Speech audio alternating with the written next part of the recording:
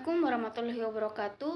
Perkenalkan, nama saya Srindawati Buntuang dengan NIM 1314211030. Saya dari kelas 4A. Baiklah, saya di sini akan mempresentasikan materi tentang konsep dan ruang lingkup administrasi pembangunan. Baik, yang pertama, konsep administrasi pembangunan. Definisi administrasi pembangunan adalah keseluruhan proses pelaksanaan dari keputusan-keputusan yang telah diambil dan diselenggarakan oleh dua orang atau lebih untuk mencapai tujuan yang telah ditentukan sebelumnya.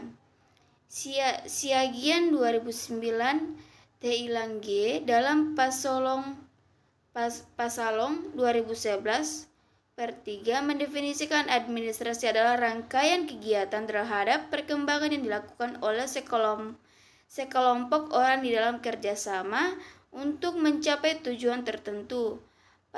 Pasalong 2011 Per 3, administrasi adalah rangkaian kegiatan yang dilakukan oleh sekelompok orang yang dalam bekerjasama untuk mencapai tujuan atas dasar efektif, efisien, dan rasional.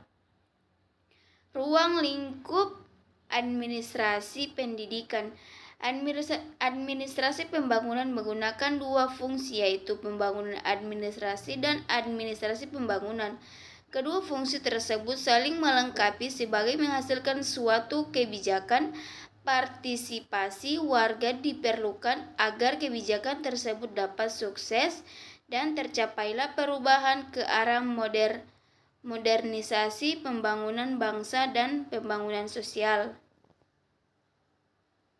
Masa menelaah administrasi pembangunan hadir dua hal mendasar yang perlu dibedakan, yaitu administrasi untuk pembangunan dan pembangunan administrasi. Yang pertama, administrasi bagi pembangunan. Dalam hal ini, administrasi untuk pembangunan berarti bahwa kegiatan administrasi dilakukan dari dan untuk pembangunan. Kedua, pembangunan administrasi berkenan dengan reformasi administrasi sebagai tindak lanjut dari pengembangan administrasi.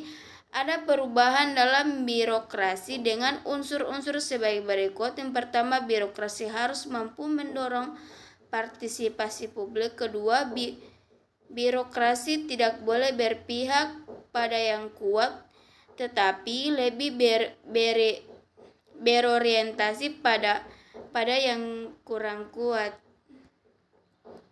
Sejarah administrasi pembangunan.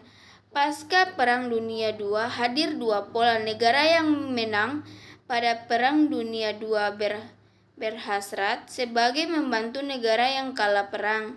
Melewati rencana Marshall dari Amerika, munculnya negara baru. Perlu hadir bantuan dari negara yang dahulu menjajah sebagai struktur tanggung jawab moral.